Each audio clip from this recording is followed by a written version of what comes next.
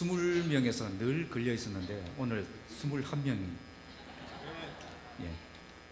계속해서 우리 찬양대가 성장하고 발전하기를 바랍니다. 연약한 인간으로 오신 예수라는 제목으로 말씀을 드리겠습니다. 우리는 지금 2017년도 대강절을 지나고 있습니다. 대강절이라고 하니까 대강 지나도 되는 절이다, 그렇게 생각하시는 분들이 계시는 것 같은데, 대강절이란 아기 예수님의 탄생을 기다리는 절기입니다. 주께서 인간의 몸을 입으시고 이 땅에 태어나신 성탄절을 기다리는 절기가 대강절입니다. 내일이 성탄절이기 때문에 오늘이 이 대강절 마지막 날이 되겠습니다. 전통적으로 교회는 이 대강절 시기에 주님의 탄생을 기다리며 자신의 신앙을 다시 한번 점검하고 바르게 세우는 그런 시기로 삼았습니다. 세상 사람들처럼 들뜬 마음으로 축제나 즐기며 그렇게 끝내는 시간이 아니라, 과연 주님의 탄생이 나에게 어떤 의미가 있으며 또 나는 어떤 인생을 살아야 하는가를 깊이 묵상하며 보냈던 것입니다. 예수님의 생애를 묘사하는 그림들이 참 많이 있습니다. 사진을 한번 보여주시기 바랍니다. 예수님의 생애를 묘사하는 그림들이 참 많은데, 탄생하시는 모습, 그리고 십자가에 달리신 모습, 부활하시는 모습, 그리고 재림하시는 모습까지 이렇게 많은 그림들이 있습니다. 그 중에는 또 예수님이 이렇게 양을 나누시고 또 목자가 되는 그런 아름다운 그런 모습도 있고, 또 문 앞에 서서 우리의 마음을 두드리는 그런 구원자의 모습도 있습니다. 그러나 저에게 가장 예수님의 생애를 잘 묘사한 그림이 있다면, 그 그림이 무엇인가라고 묻는다면 저는 밤에 산에서 기도하시는 예수님의 그림이라고 저는 말하고 싶습니다. 왜 그렇습니까? 예수님의 생애에서 가장 많은 시간을 투자하시고 가장 중요하게 여기시고 가장 에너지를 쏟으셨던 그 시간이 바로 기도하는 시간이었기 때문입니다. 계속 보시면 그림이 또 있습니다. 이렇게 기도하는 그림들이 이렇게 나오는데요. 자, 이제 잘생긴 저를 보여주시고요. 우리가 예수님처럼 산다는 그 말을 많이 하죠. 그러면서 십자가의 길, 고난의 삶 이야기를 많이 합니다. 그런데 예수께서 그 길을 걸어가실 때 어떻게 걸어가셨습니까? 기도하면서 걸어가셨다는 것입니다. 기도를 통해 하나님과 깊은 교제를 나누시며, 기도를 통해 하늘의 영광, 하늘의 능력으로 충만해져서 그 길을 걸어가셨다는 것입니다. 우리가 예수님처럼 기적을 행할 수도 없고, 예수님처럼 40일 금식 기도도 할 수 없고, 예수님처럼 말씀을 능력 있게 전할 수도 없습니다. 그러나 예수님처럼 기도할 수는 있습니다. 예수님처럼 낮에 열심히 일하고 밤에 나와서 기도하고 새벽에 일어나서 기도하고 하나님 앞에 기도의 시간을 따로 마련해서 하나님 앞에 기도하는 시간은 가질 수가 있다는 것입니다. 이렇게 기도하면 예수님을 닮아갑니다. 이렇게 기도하면 예수님처럼 능력 있게 살 수 있습니다. 이렇게 기도하면 예수님처럼 딴 길로 가지 않고 하나님과 동행하며 믿음의 길을 걸어갈 수 있습니다. 그러나 기도하지 않으면 예수님처럼 살 수 없습니다. 예수님이 하셨던 방법대로 하지 않기 때문에 반드시 실패하게 되어 있습니다. 오늘 본문은 생명 없는 그루터기에서 난 연약한 사람, 이렇게 연약한 인간으로 오신 예수께서 여호와의 영으로 충만해져서 하나님이 기뻐하시는 사역자의 삶을 살아가신다는 말씀을 하고 있습니다.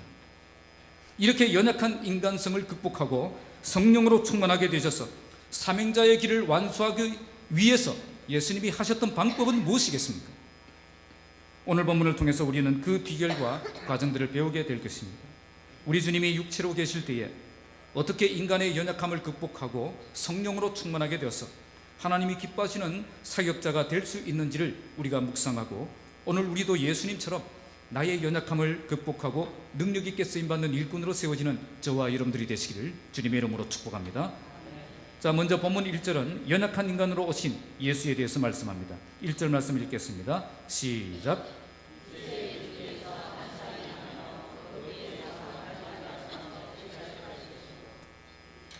본문은 이새의 줄기에서 한 싹이 난다고 말씀합니다. 이것은 메시아가 어떤 혈통으로 오실 것인가를 예언한 말씀입니다. 이새는 다윗의 아버지입니다. 그래서 이새의 줄기에서 오신다, 이 말은 바로 다윗의 후손으로 오신다는 뜻입니다. 메시아가 다윗의 후손으로 오신다는 것은 누구나 알고 있는 상식과 같은 이야기입니다. 그런데 오늘 말씀은 메시아가 거창하게 다윗의 후손으로 오신다고 말씀하지 않습니다. 이새의 줄기에서 한 싹이 난다고 말씀합니다. 왜 이렇게 말씀하셨겠습니까? 칼빈을 비롯한 개혁주의 신학자들은 이 본문을 해석하면서 예수께서 오실 때에 아무도 알아주지 않는 미약한 모습으로 오실 것을 예언한 것이라고 해석합니다. 다윗은 누구나 알아주는 위대한 왕이었지만 이새는 베들레헴 촌구석에서 양을 치던 이름 없는 목자에 지나지 않았습니다. 그러니까 이새는 아무도 알아주지 않던 사람이었습니다. 그래서 예수님이 이새의 줄기에서 나오신다는 이 말씀은 사람들이 그의 가치를 인정해 주지 않을 정도로 비참한 모습으로 오실 것을 예언한 말씀이라는 것입니다. 예수님은 만왕의 왕이셨지만 왕궁에서 태어나지 않으시고 이름 없는 한 여관에서 짐승의 구유에서 태어나셨습니다. 당시 유대인들이 멸시했던 땅 갈릴리 땅에서 자랐고 직업도 사람들이 비천하게 여겼던 목수의 직업을 가지고 있었습니다. 심지어 그를 따랐던 제자들도 무식한 어부들과 경멸의 대상이었던 세리와 그리고 죄인들이었습니다. 여기에 이새의 줄기라고 했는데요, 원문의 뜻은 일반적인 그 나무 줄기가 아니라 완전히 말라빠진 그런 그루터기를 말합니다. 이것은 생명의 기운을 도무지 찾을 수 없는 그런 비참한 상태를 말하는 것입니다. 그래서 이 말씀은 메시아가 오실 당시 이스라엘 상황을 잘 묘사합니다. 지극히 절망적인 상황에서 메시아가 오신다는 것입니다. 당시 예수께서 이 땅에 오실 때 이스라엘의 상황은 아주 참담한 상황이었습니다. 바벨론 포로에서 해방되어서 본국으로 돌아와서 성전을 건축하고 성벽을 건축하고 다시 다윗 시대의 영광을 그렇게 회복하려고 그들은 몸부림쳤지만 그때부터 헬라 제국이 시작되고 그 다음에 또 이어서 로마 제국이 시작되고 여러 강대국의 침공을 받아서 극심한 고통을 당하고 있던 시대가 바로 그 시대였습니다. 그런데 이런 곳에서 한 싹이 난다고 말합니다. 죽어서 말라 비틀어진 그루터기에 한 싹이 난다는 겁니다. 도무지 생명이 태어날 수 없을 것 같은 그런 절망적인 상황 속에서 메시아가 태어나신다는 겁니다. 모든 희망이 사라진 암담한 시대에 참된 생명력을 가지고 우리 주님이 이 땅에 오신다는 겁니다. 이런 시대에 사람들이 기대하는 메시아는 어떤 메시아이겠습니까? 용사처럼 강한 메시아입니다. 로마의 압제에서 이스라엘 백성들을 해방시켜줄 그런 강력한 메시아가 오시기를 기대했을 것입니다. 다윗처럼 강력한 정치적인 리더십을 가진 용사가 와서 민족을 해방시키고 새로운 시대를 열어가기를 원했을 것입니다. 그런데 오늘 말씀은 여기에서 싹이 난다고 말씀합니다. 이 새롭게 돋아나는 이 싹은 매우 약한 존재입니다. 예수께서 이 땅에 오실 때 이처럼 약하고 미천한 아기로 태어나신다는 겁니다. 그러니까 사람들이 기대했던 그 방식으로 메시아가 오셨던 것이 아니라 사람들이 원하는 강한 용사가 아닌 연약한 아기로 이렇게 메시아가 오셨던 것입니다. 예수님 당시 종교 지도자들은 항상 예수님의 출신과 외모를 문제 삼았습니다. 갈릴리와 같은 시골에서 절대 메시아가 나올 수 없다라고 생각했고 목수 출신이 랍비가 될 수가 없다고 생각했고 세리와 죄인들과 어울리는 저 사람이 절대 하나님이 보내신 메시아가 될 수 없다고 생각하고 예수님을 강하게 배척했습니다. 내가 원하는 예수와 하나님이 보내신 예수가 다르면 이처럼 예수님을 배척하게 되어 있습니다. 나에게 필요한 예수를 찾는 사람들은 예수님에게 실망하고 다른 예수 찾아서 다른 예수에게 떠나게 되어 있다는 겁니다. 아니 결국에는 예수님을 죽여야 된다고 그렇게 고함을 지르는 무리가 되는 것입니다. 2017년 연말에 다시 한번 우리의 신앙을 점검해보는 시간이 되시길 바랍니다. 나는 지금 어떤 예수를 원하고 있습니까? 나는 지금 어떤 예수를 믿고 있습니까? 나는 지금 어떤 예수를 섬기고 있습니까?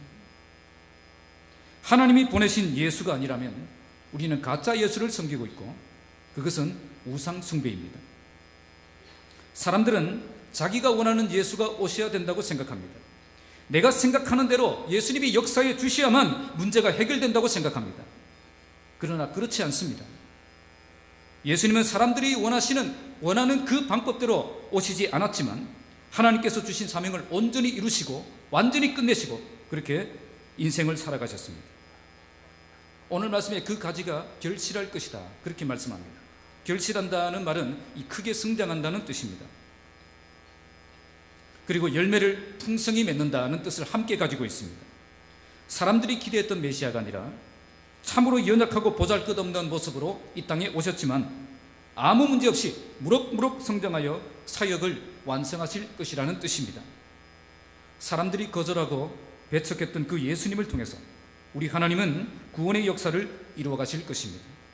하늘 보자 버리시고 낮고 천한 이 땅에 오신 주님을 통해서 하나님의 나라를 세워 가실 것입니다.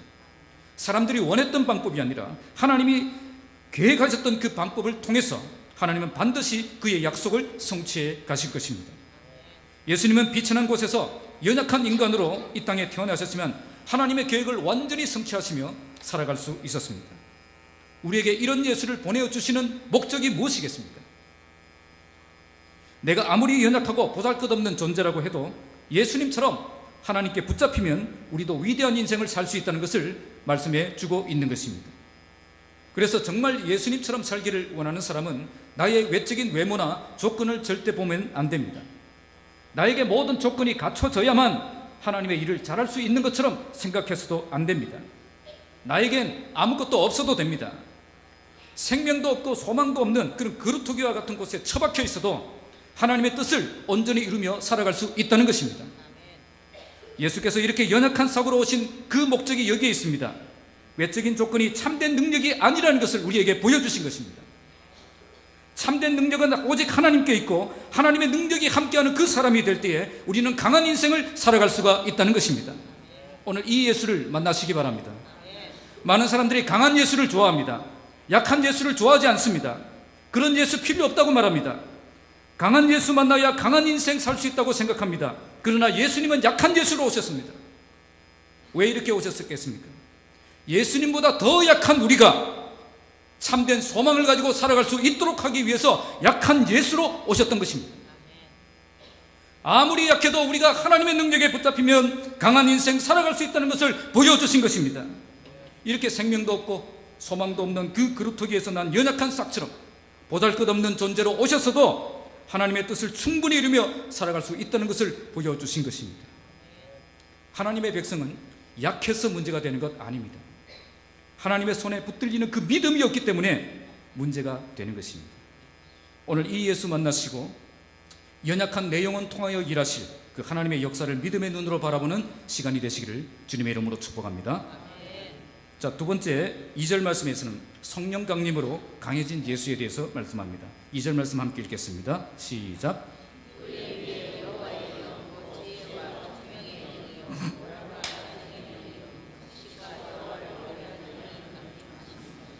이 말씀은 이처럼 연약한 싹에 불과했던 예수님이 어떻게 결실할 수 있었는지를 우리에게 말씀합니다. 본문에 그의 위에 여호와의 영, 지혜와 총명의 영이요 모략과 재능의 영이요 지식과 여호와를 경외하는 영이 강림하실 것이다, 그렇게 말씀합니다. 이것은 그에게 하나님의 특별한 능력이 함께 했기 때문이라는 것을 보여줍니다. 당시 종교 지도자들이었던 서기관과 바리새인들은 예수님을 인정하지는 않았지만 성령의 능력으로 말씀하시는 그분의 지혜와 그 권능을 당해낼 수가 없었습니다. 귀신 들린 자가 예수님 앞에 무릎을 꿇었고 바다와 바람도 말씀 한마디에 잠잠해졌고 눈먼 자가 눈을 뜨고 심지어 죽은 자가 벌떡 일어나는 역사가 일어났습니다. 그분 앞에서는 모든 것이 복종하지 않을 수 없었습니다. 그 이유는 성령께서 함께 사역하시기 때문입니다. 여기 강림하시니, 이 말은 머물러서 쉬고 있는 상태를 말합니다. 잠깐 동안 부어주셨던 것이 아니라, 잠깐 동안 있다가 떠나는 것이 아니라 일생 동안 떠나지 않고 예수님 위에 머물러 계셨다는 겁니다. 그러면 예수님께서 강림하신 성령님은 어떤 성령님입니까? 본문에 6가지 특징이 나옵니다. 그런데 2개씩 쌍으로 되어 있습니다.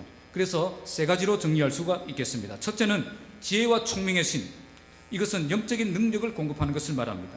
이런 능력으로 바르게 파악하고 바르게 판단하고 바르게 생각할 수 있게 하셨던 것입니다. 모략과 재능의 영은 현실 생활에 필요한 능력을 공급해 주는 것입니다. 여기 재능이라는 말은 본래 권능이라는 뜻입니다. 성령께서 예수님에게 모략도 주시고 권능도 주셨다는 겁니다. 그래서 어떤 계획을 세우시고 실행할 수 있는 능력을 공급해 주셔서 모든 일을 능력 있게 감당할 수 있게 하셨던 것입니다. 그리고 마지막으로 지식과 여호와를 경외하는 영이란 하나님과의 관계에서 필요한 능력을 말합니다. 여기에서 나오는 지식은 세상을 살아가는 데 필요한 지식이 아니라 하나님을 아는 지식을 말합니다. 하나님의 뜻을 알고 하나님의 뜻을 이루는 삶을 살기 위해 하나님과 어떤 관계를 맺어야 할 것인가를 알 수 있도록 성령께서 역사해 주셨다는 겁니다. 그러니까 성령께서 강력하게 임하실 때에 예수님은 바른 분별력을 가질 수 있었고 능력 있는 삶을 살 수 있었고 하나님과 바른 관계를 맺으며 살아갈 수 있었던 것입니다. 왜 이렇게 하셨겠습니까? 왜 이런 방법을 쓰셨겠습니까? 예수님이 용사와 같은 강한 그런 메시아로 오셨던 것이 아니라 연약한 싹에 불과한 그런 인간, 아기로 오셨기 때문입니다. 예수님은 연약한 인간으로 오셨기 때문에 성령의 충만한 인재가 없으면 실패할 수밖에 없었던 겁니다. 그분이 하나님의 뜻을 온전히 이루고 하나님의 나라를 세울 수 있었던 것은 그분에게 성령께서 강력하게 임하셨기 때문이라는 것을 보여주신 겁니다. 이것은 우리에게 어떤 메시지를 던져줍니까? 우리도 연약한 싹과 같은 미약한 존재들입니다. 예수님이 연약한 가지라면 우리는 더 연약한 가지입니다. 그러나 이렇게 연약한 가지와 같은 우리라도 주의 영이 임하시면 세상이 감당할 수 없는 믿음의 용사가 될 수 있다는 것입니다. 오늘 말씀에 예수님은 이런 성령의 강림하심을 잠깐 동안 받고 끝내신 것이 아니라고 말씀합니다. 원문은 성령께서 강림하신 것이 평생 동안 머물러 계신 것으로 말씀합니다. 그러니까 예수님은 평생 동안 성령의 충만함을 누리고 사셨기 때문에 그 누구도 할 수 없었던 위대한 사역을 감당할 수 있었던 것입니다. 그러면 예수님은 이렇게 평생 동안 성령의 충만을 누리시기 위해 어떻게 하셨습니까? 항상 기도하셨다는 겁니다. 사실 예수님은 기도가 필요 없는 유일한 인간이었습니다. 그런데 항상 기도 시간을 가지기 위해 노력하셨습니다. 새벽에도 일어나시고 밤에도 산에 올라가신 이유가 바로 기도하는 시간을 확보하시기 위함이었습니다. 이처럼 기도하는 시간을 충분히 가지셨기 때문에 그분에게는 항상 지혜와 총명이 있었고 모략과 재능이 있었고 여호와를 아는 지식, 여호와를 경외하는 영으로 충만한 삶을 살 수 있었던 겁니다. 연약한 인간은 기도하지 않으면 성령 충만할 수 없고 성령 충만하지 않으면 결국 실패자가 될 수밖에 없습니다. 우리가 예수님을 믿는다면 가장 먼저 우리는 내가 연약한 인간이라는 것을 발견해야 됩니다. 나는 성령의 능력으로 충만함을 받지 못하면 반드시 실패자가 된다는 그 사실을 알아야 된다는 것입니다. 이걸 예수님을 보면 알 수 있다는 겁니다. 예수님이 어떻게 사셨는가를 보면 알 수 있다는 겁니다. 예수님이 왜 틈만 나면 산으로 올라가서 기도하셨겠습니까? 이 능력이 필요하셨기 때문입니다. 하나님께서 성령을 물붓듯이 부어주셔야만 성공적인 사역자가 될 수 있기 때문입니다. 이 능력이 있어야만 하나님이 함께 하시는 사역을 감당하는 삶을 살 수 있기 때문입니다. 사도행전 10장 38절에 하나님이 나사렛 예수에게 성령과 능력을 기름 붓듯 하셨으며 그가 두루 다니시며 선한 일을 행하시고 마귀에게 눌린 모든 사람을 고치셨으니 이는 하나님이 함께 하셨습니다. 왜 우리에게 기도가 필요합니까?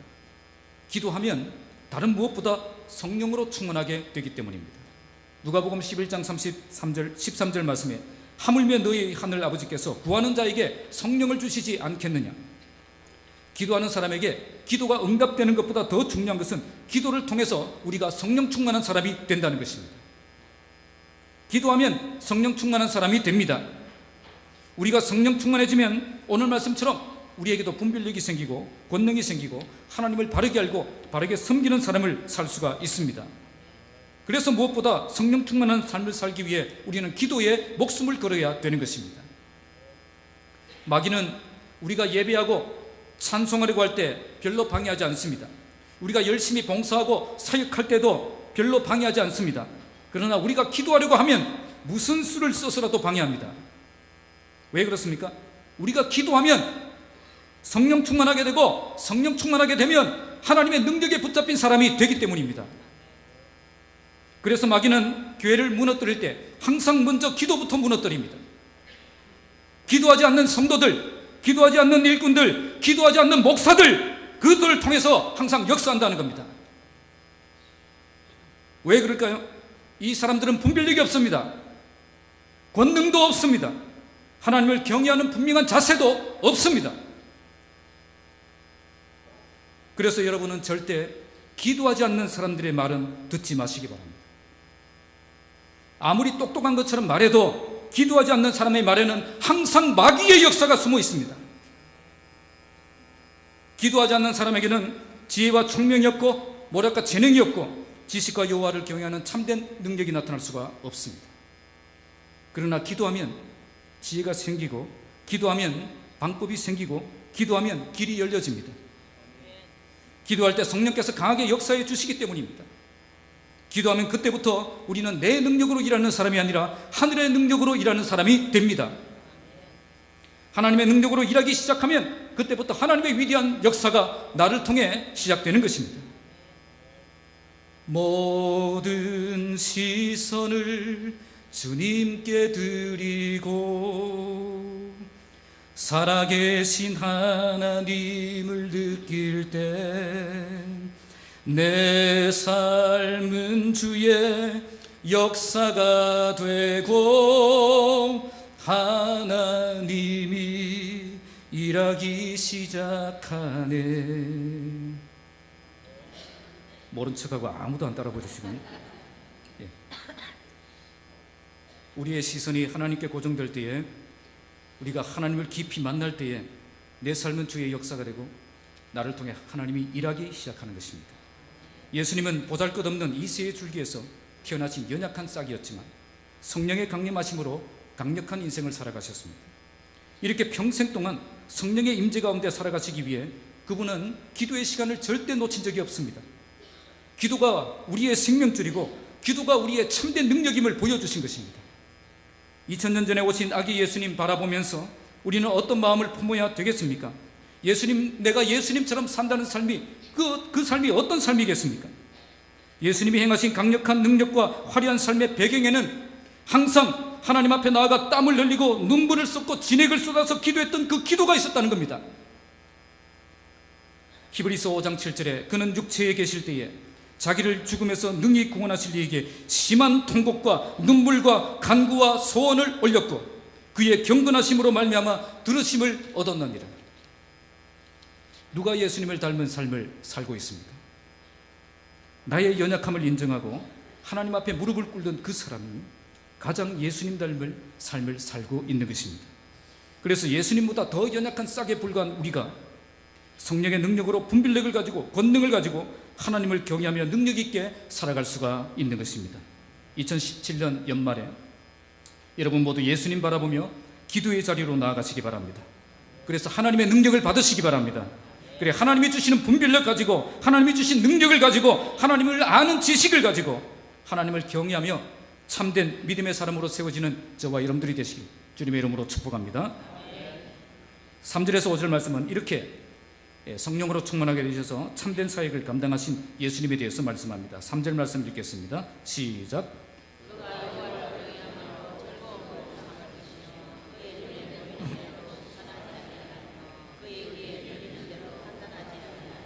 자, 이제 본문은 성령 강림의 결과로 예수님이 어떤 사역자가 될 것인가를 말씀합니다. 먼저 그는 여호와를 경외함으로 즐거움을 삼을 것이다, 그렇게 말씀합니다. 즐거움을 삼는다, 이 말은 원문의 뜻은 숨을 쉰다는 뜻입니다. 잠시라도 숨을 안 쉬고 있으면 안 되죠. 그것처럼 여호와를 경외하는 삶을 잠시라도 중단할 수 없는 그런 삶을 산다는 것입니다. 이것은 성령 강림하심으로 다른 일에 기쁨을 추구할 여유가 없어졌다는 겁니다. 성령께서 우리에게 임하시면 가장 먼저 우리의 영이 회복되어지고 악한 일에, 죄악된 일에 흥미를 잃어버리게 됩니다. 그리고 선한 일에 기쁨을 누리게 됩니다. 그래서 하나님을 경외하는 것이 인생의 기쁨이 되고 목적이 되고 행복이 되는 것입니다. 우리가 예수님처럼 산다는 것은 이처럼 성령의 충만함을 받아서 오직 여호와를 경외하는 즐거움을 추구하며 살아가는 그 삶을 사는 것을 말합니다. 하나님을 경외하는 삶이 가장 가치 있고 보람 있는 인생이 되는 것입니다. 제가 한박교회에 있을 때 새로운 삶이라는 성경 공부를 이렇게 인도하고 있을 때입니다. 그때 제가 이런 질문을 했습니다. 한때 담배를 끊지 못해서 힘드셨던 분 손들어 보세요. 아직 ing 중인 분 계십니까? 그랬더니 안수 집사님 몇 분이 손을 드시더라고요. 그래서 지금은 어떻게 되었느냐고 물어보니까 지금은 대부분 끊었습니다, 그렇게 대답을 하십니다. 그런데 그 중에 아직 못 끊은 분이 계십니다. 주일 예배가 마치면은 그 세 분인데요, 세 분이 같이 눈짓하고 교회 뒷구석으로 가서 한 대씩 피고 다시 들어오시는 그런 분들이에요. 그래서 제가 담배 끊으신 그런 경험이 있는 분들 어떻게 끊을 수 있는지 한번 간증해 주십시오. 그렇게 했습니다. 그랬더니 모든 사람들이 하시는 말씀이 자기가 정말 끊으려고 했을 때는 그게 끊어지지가 않았다는 겁니다. 그런데 어느 순간 보니까 끊어져 있더라는 거예요. 그러니까 자기 힘으로 노력했을 때는 끊어지지 않았다는 겁니다. 그런데 어느 순간 그게 끊어져 있었는데 그게 왜 끊어졌는지를 모르겠다는 거죠. 그래서 그때 제가 영적인 상태가 어땠습니까? 라고 물었습니다. 그랬더니 대부분 그때 신앙이 회복되어서 열심히 이렇게 봉사생활하고 또 예배생활하고 기도생활을 했었다는 겁니다. 그러니까 자기 힘으로 끊으려고 했을 때는 도무지 끊을 수 없었는데 예배가 회복되고 그리고 성령이 충만해지니까 끊으려고 이렇게 노력하지도 않았는데 그게 끊어져 버리더라는 거죠. 왜 그렇습니까? 성령이 충만해지면 세상의 즐거움보다 여호와를 경외하는 그 즐거움을 더 추구하며 살아가게 되어 있기 때문에 그렇습니다. 그가 여호와를 경외함으로 즐거움을 삼을 것이며 우리가 성령으로 충만해지면 하나님을 경외하는 것보다 더 가치 있는 것은 없어지는 겁니다. 주 예수보다 더 귀한 것은 없는 것입니다. 오직 주님만이 내 삶의 소망이 되시고 기쁨이 되시고 목적이 되는 그런 인생이 되는 것입니다. 두 번째 변화는 공의와 정직으로 심판하고 판단하는 것입니다. 먼저 우리 주님은 그의 눈에 보이는 대로 심판하지 아니하고 그의 귀에 들리는 대로 심판하지 않는다고 말씀합니다. 성령의 충만을 받은 우리 주님은 눈에 보이는 것에 속지 않고 귀에 들리는 것에 속지 않는다는 겁니다. 우리는 어떻습니까? 우리는 눈에 보이는 것에 잘 속고요, 귀에 들리는 것에 잘 속습니다. 눈에 보이는 것에 판단의 영향을 받고 귀에 들리는 것에 따라서 우리 판단의 영향을 받습니다. 그래서 보이는 것 때문에 감정이 상하고 들리는 것 때문에 마음이 하나 되지 못하는 경우가 많습니다. 우리는 보이는 것과 들리는 것으로 판단하기 때문에 그렇습니다. 그러나 우리 주님은 보이는 대로 귀에 들리는 대로 판단하지 않습니다. 그 대신 어떻게 하십니까? 4절 말씀해 보시면 공의로 심판하며 정직으로 판단하신다고 말씀합니다. 보이는 것 때문에 들리는 것 때문에 마음이 흔들리지 않고 오직 공의와 정직으로 나라를 다스린다는 것입니다. 자, 4절 말씀 읽겠습니다. 시작.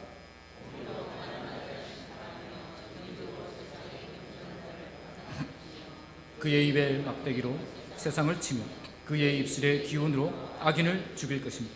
우리 주님은 절대 눈에 보이는 것 때문에 속지 않고 귀에 들리는 것 때문에 속지 않으시기 때문에 가난한 자와 세상의 겸손한 자의 편에 서실 수가 있었던 겁니다.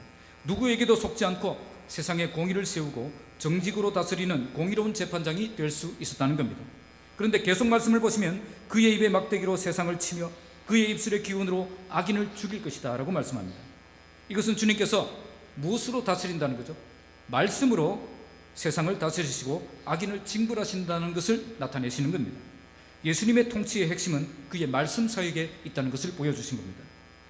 사실 세상에 공의를 세우려면 무엇부터 해야 됩니까? 불의한 세력을 몰아내고 압제받는 백성들을 구원하기 위해서 뭐가 필요합니까? 군사력이 필요합니다. 정치력이 필요합니다. 그런데 우리 주님은 절대 군사력에 의지하지 않습니다. 도리어 가난한 자들과 겸손한 자들을 찾아가서 그들에게 말씀을 전하시고 그들을 치료하고 회복시키는 그 사역을 감당하셨던 것입니다. 왜 우리 주님이 이렇게 하실 수 있었습니까? 보이는 것에 들리는 것에 속지 않았기 때문입니다.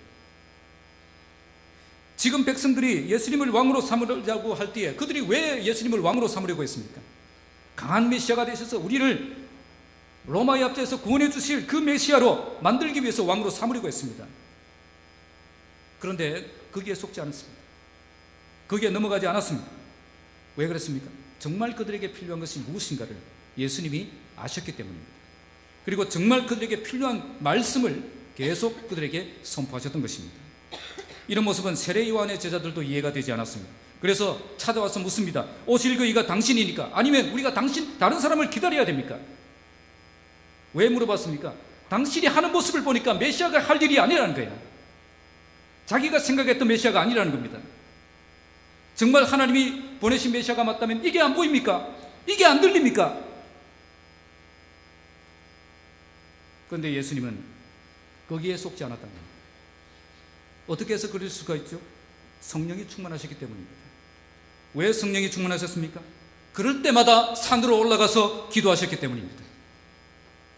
기도하셨기 때문에 성령으로 충만하게 되셨고, 성령으로 충만하시기 때문에 분별력을 가지고 사역할 수 있었던 것입니다. 자, 5절 말씀 마지막으로 읽겠습니다. 시작. 공의로, 여기에 허리띠를 띈다는 표현이 나오는데, 이스라엘 사람들의 겉옷은 그냥 이렇게 직사각형입니다. 직사각형 그런 천조각이에요. 이불처럼 생겼습니다. 이것을 속옷에다가 이렇게 둘둘 이렇게 말아서 입는 것이 겉옷이었습니다. 이것을 낮에는 옷으로 입고 밤에는 이불처럼 이렇게 덮고 잘 수 있었습니다. 이런 옷을 입고 있으니까 전쟁을 할 때나 이렇게 일을 할 때에 펄럭거려서 이게 움직일 수가 없는 겁니다. 그래서 반드시 허리띠를 띠고 일을 하고 전쟁에 나갔습니다. 그래서 허리띠를 맨다는 것은 이제 일할 준비가 되었다, 그리고 전쟁에 나갈 준비가 되었다는 뜻입니다. 언제든지 돌진할 준비가 되었다는 것입니다. 그런데 이런 허리띠가 무엇으로 만든 허리띠라고 설명하고 있습니까? 공의와 성실이라고 말씀합니다. 공의와 성실이 준비가 되어 있어서 항상 일할 준비가 되어 있고 전쟁에 나갈 준비가 되어 있었던 것입니다. 이처럼 늘 준비가 되어 있었기 때문에 예수님의 사역에는 항상 능력이 나타났던 것입니다. 말라 비틀어진 거루터기에 연약한 한 싹으로 오셨지만 예수님은 하늘의 능력으로 충만해 주셔서 여호와를 경외하는 즐거움을 추구하며 사셨고, 보이는 것 때문에 쏟고 들리는 것 때문에 쏟는 그런 사역자가 아니라 항상 공의와 성실로 사역할 준비가 늘 되어 있는 충실한 사역자가 될 수 있었던 것입니다. 오늘 이 본문을 우리에게 적용한다면 어떻게 적용할 수 있겠습니까? 예수님처럼 미약한 싹과 같은 우리들이지만 하늘의 능력이 임하면 강력한 사역자가 될 수 있습니다. 우리가 성령이 충만해지면 가장 먼저 여호와를 경외하는 사역자가 되고 공의와 정직으로 사역하게 되며 성실하게 사역하는 그런 일꾼이 될 수가 있는 것입니다. 우리 교회에 이런 일꾼들이 많이 세워지길 바랍니다.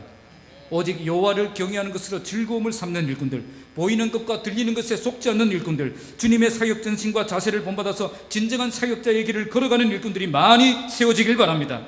그래서 더욱더 하나님의 뜻을 시원스럽게 이루어드리는 우리 교회가 되기를 주님의 이름으로 축복합니다. 말씀을 맺겠습니다. 우리 교회에서 지난 금식 성회 때 워룸이라는 그런 영화를 함께 본 적이 있습니다. 이 워룸이라는 이 뜻은 작전실이라는 뜻입니다.